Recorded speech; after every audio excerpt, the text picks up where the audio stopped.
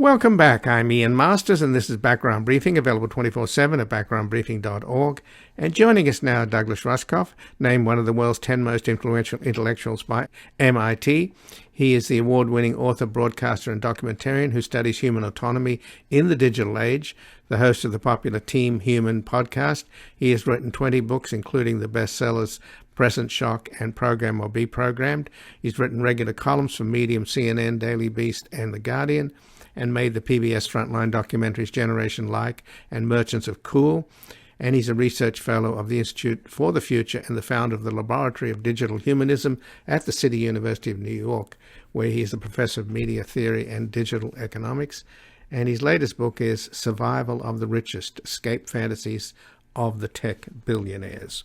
Welcome to Background Briefing, Douglas Rushkoff.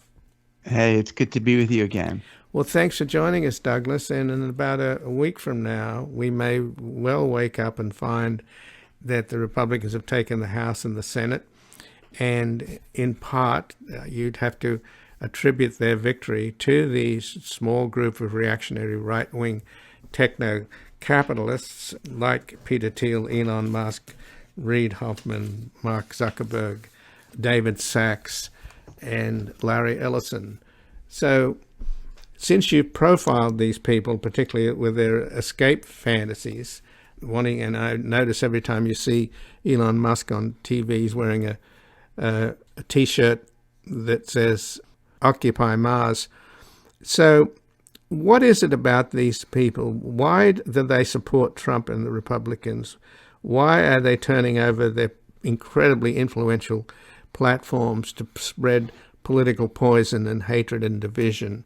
And what is their end game? Well, it's different for different people. There's a kind of a wide spectrum. I guess, what they have in common is in some ways is a programmer's understanding of society or civilization, that, the human beings are an engineering problem, which is, necessarily elitist, and so and necessarily anti-democratic, which I guess is the main thing they have in common, that people are sort of stupid and can't be trusted with their own fate. And there's lots of different ways to compensate then or correct for human error. One is programming them through their devices. And I don't mean it in some weird conspiratorial way, but just the real way. They use behavioral finance and captology and whatever the latest and greatest modes of algorithmic persuasion are to pull people away from their grounding and their sense of solidity and psychic wholeness, and make them feel destabilized and unbalanced and scared and paranoid, and they're more easily manipulated. But I guess the common belief and end game is accelerationism, that they all agree, even though some of them have sort of neo-fascist understandings from Ebola. Some of them, like Peter Thiel, believe more in a techno-monarchy that someone like he or Elon would run. Some of them just want to, bring on the end. The thing they have in common is what we would call accelerationism. And that's this, it kind of comes from libertarianism in some parts. It's just rip the Band-Aid off. Whatever it is that we know, that we might individually want after this, we know that the current civilizational operating system is flawed, and we just have to end it by any means necessary to get to the next thing. And that's the slightly religious understanding they have, not in the good sense of religion, but there's an omega point, in the future that we have to just reach this moment, this singularity, this moment of self-sovereignty. And the sooner we get there, the better. So let's just do whatever is necessary. And if it means a whole bunch of people now have to suffer and die, that's kind of okay as long as we get there. But why do they portray, particularly the state of California, as this dystopia full of homeless people, and yet they all live here and they've made their fortunes here? I find it so paradoxical that you've got Elon Musk basically playing footsie with Putin and being absolutely used as a useful idiot by him. You've got J.D. Vance, who Peter Thiel is trying to buy a Senate seat for, also supporting Putin. So how can they be supporting this murderous dictator who's just literally murdering a country before our eyes, at the same time talk about this crime-ridden dystopia here in the United States? I mean, who's the world's biggest criminal, for God's sake? Putin. Well, I think they look at it a little differently. I mean, clearly. From their perspective, they've got their nice, clean corporate headquarters, say at Facebook, yet there's all these poor people in encampments, homeless people living all around. There's tents on the fringes of the campuses of these places. And so, of course, they're thinking that the world is going to hell in a handbasket. And they're just hoping, this is what I write about in my book, they're hoping they can make enough money fast enough to insulate themselves from the damage they're creating by earning money in that way. So any of these places, Uber and Facebook and even Stanford's campus, they're all in, they're like fortresses in the middle of tent villages at this point. So they do have that view. The reason they like Putin is not because they like Putin himself, but when they do their long-term scenario planning and they say, okay, by 2050, there will be no arable topsoil in the United States. That means America is going to have to colonize Canada in one way or the other. We're going to have to make them an offer they can't refuse. And if someone like Putin can walk into Ukraine for the breadbasket and take it for Russia, then it sets up a precedent that makes it more easy for America, whatever America might look like, or the United States, to go take what it needs from somewhere else. So they're looking at it more like a poker game where there's 4 or 5 big players at the table, and you've got to accept the massive authority of each one of them. So you got, a Chinese dictator who's pretty much announced that he's there for life. You've got Putin taking what he wants, and they want a someone, if not Trump, they want an authoritarian in a position of power in the United States who can just do what needs to be done in this cold, hard world, which is not going to work, in their opinion, as a democracy, because, look, people are crazy. Well, Peter Thiel has made it clear that he doesn't believe in democracy, but is there any models that they believe in? Do they want to have a kind of corporate governance? Do they see Singapore or the Emirates as a model? I mean, the idea that you want Donald Trump to come back, which is what they're certainly working on, and they're all one way or another supporters of Trump. I mean, what good is that guy going to do? He's been the wrecking crew, and he's not going to solve the homeless problem, that's for sure. No, I think they look at Trump as a means to an end. I think they're using him, or think they are, that it's a way to tear this thing down. And Trump is certainly Trump and Trumpists who can sow doubt and discontent about today's institutions are the fastest means to dismantling the current state. They see the state as a corrupt system. They think that it's like to them, it would be like a child who wore braces and then was never allowed to take the braces off their teeth. They look at the government that way. We've got to end it. And they're convinced, and Thiel has spoken about this in one way or another, and certainly the people I know who spend time with Thiel say that he talks about this all the time. They're very afraid of China. They think that Hillary and Bill Clinton and Bill Gates and Google and left-wing politicians and Biden are all part of a sort of conspiracy to sell America's data to the Chinese. as part of a kind of a collaborative technology development. And because the left and China, that's the way they see the way they see things.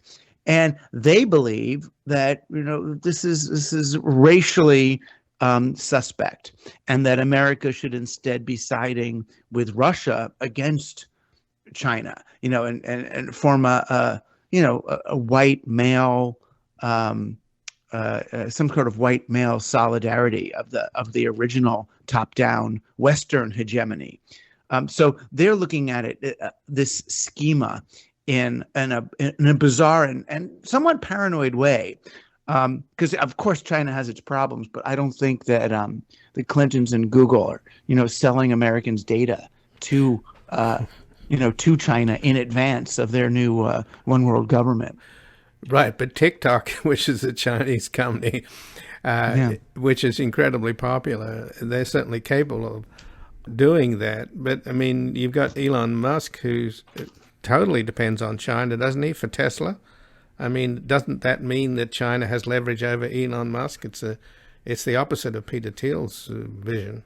I know, and Musk and Thiel are kind of on again, off again partners, and they developed PayPal together. I mean, you also look at, remember that moment? Now I'm really giving away my age, when who was it? Ashcroft was trying to develop a surveillance system for the U.S. government, and they were in somebody's hospital room trying to get them to sign.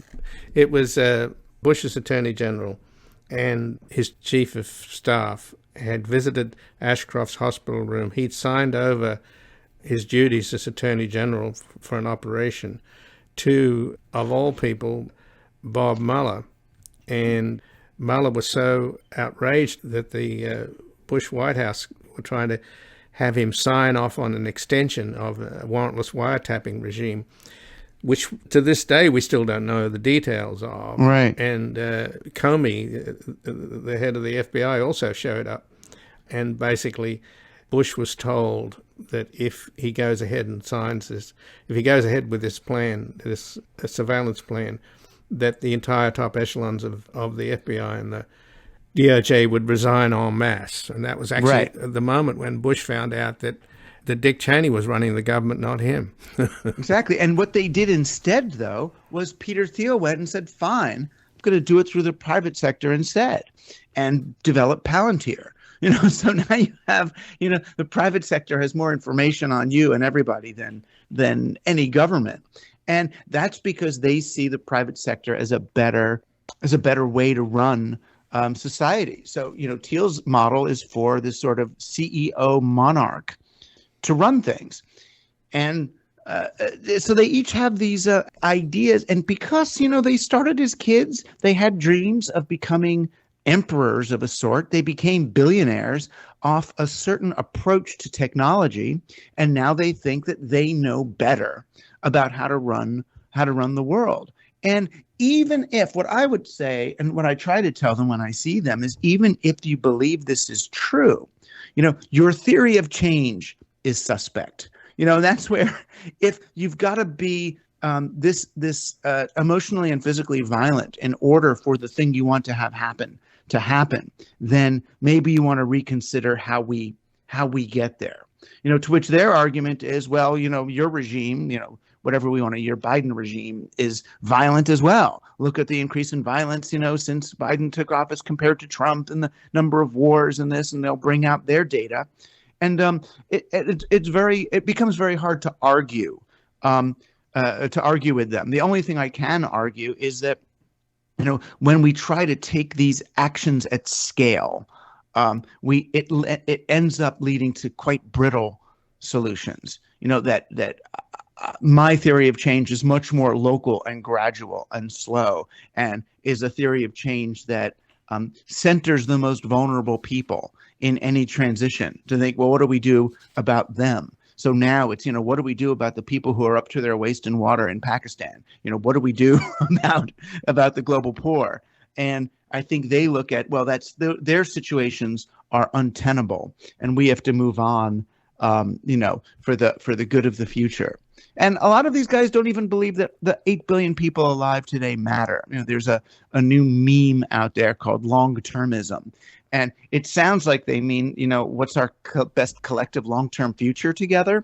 But no, it's actually a kind of a bastardization of Jeremy Bentham's utilitarianism, calculated with digital algorithms. And they believe that there is a future in which there will be, trillions of bots or post-humans spread throughout the universe, these conscious beings, and that because there's so many trillions of them, their happiness is more important than the happiness of the mere 8 billion who might be around today. That the 8 billion humans, these old school humans, we're like the larvae, and there's very few of us compared to how many happy, future post-humans there will be throughout the universe. So it's okay to sacrifice the experiences and the lives of this paltry little puddle of humans for, the great reward at the end. Well, if Zuckerberg has his way, the younger generation will grow up with helmets on their head, inhabiting the metaverse, which will be his creation. Well, he's hoping for them to be more like glasses or contact lenses at some point, or maybe something gets lasered onto your retina. Right. But you're not living in the real world. You're living in his world. He doesn't truly mean harm. It is true he models himself after Augustus Caesar. That's his emperor of choice, and he cut his hair like him and has various, statues and relics, and that's how he models himself. And on the one hand, I think we should be thankful that he's modeling himself after Augustus Caesar rather than Caligula, right? Mm-hmm. It's better. But the fact is, he still sees it as being an emperor, and that's just not a healthy. It's not a healthy worldview. Right. But just in the last couple of minutes, though, Douglas Rushkoff, what's really happening is that these tech billionaires who are supporting Trump, and in the case of Thiel trying to buy 2 Senate seats, they're participating in the further division of this country. Now, from Putin's point of view, it couldn't be better. Trump's the gift that keeps on giving. His strategy is to turn Americans against each other and have us fight each other. And boy, we are on the cusp, according to a bulletin on Friday, the very day that Nancy Pelosi's husband is beaten up by an intruder looking for Nancy to presumably do what they tried to do on January the 6th, which is assassinate her or imprison her. On that very day, the Department of Homeland Security and the FBI put out a bulletin saying that we are in danger of, in effect, a civil war over disputes over elections. Well, who was the main proponent of this whole lie that the last election was stolen? None other than the hero of these people, Donald Trump. So he's the instrument of division. They're the means by which this toxic hatred is stirred up in our body politic to the point where we could have civil war. Is that what they want? If necessary. I don't think they would object to it. It's their theory of change.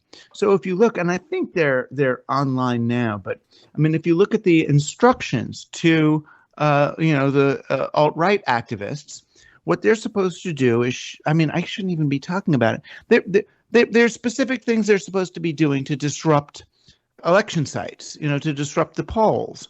Accusing people of things, just create as much chaos as possible in order to foment not just a right-wing violence, but left-wing violence, to somehow provoke, Black Lives Matter or something to come out and start rioting. And then that gives the right-wing legislatures and governors the opportunity to say, oh, look, the polls are too violent, we need to shut them down. And of course, the backup plan, which is now legal in all these places, is to then let the legislature do the vote rather than the votes. So that's the plan. And then when that happens and people are put in office without a proper democratic process, then I wonder what do the people who don't like that do? So there is the hope that along with the the collapse of the democratic process of a normal voting day comes a new excuse to put other kinds of measures into effect.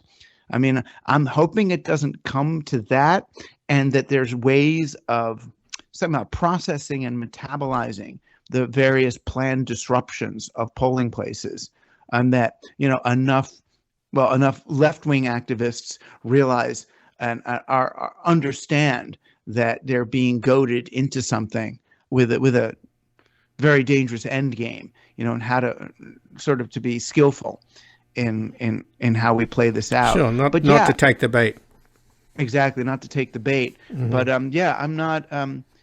Election day is not a day that I want to be hanging around poll sites. And that just that even that idea is just that I would even have the thought of, oh well, on election day I better just vote and get inside. I mean, it should be the opposite, right? Sure. I should be trying to be outside and trying to make the day as peaceful as possible. Well, to that extent, then Trump has already won, right? Right. This is really shocking what's happening to this country. I thank you for joining us, Douglas Rushkoff. Thank you, and God be with you. Okay. Thank you for your little religious invocation, Douglas Rushkoff. And again, I've been speaking with Douglas Rushkoff, who is named one of the world's top 10 most influential intellectuals by MIT. He's an award-winning author, broadcaster, and documentarian who studies human autonomy in the digital age, the host of the popular Team Human podcast. He has written 20 books, including the bestsellers Present Shock and Program or Be Programmed, written regular columns for Medium, CNN, The Daily Beast, and The Guardian, and made the PBS Frontline documentaries Generation Like and Merchants of Cool. And he's a research fellow at the Institute for the Future and the founder of the Laboratory for Digital Humanism at the City University of New York, where he's a professor of media theory and digital economics. And his latest book is Survival of the Richest, Escape Fantasies of the Tech Billionaires. We're going to take a brief station break and back looking into Lula's narrow victory in Brazil over Bolsonaro, who has yet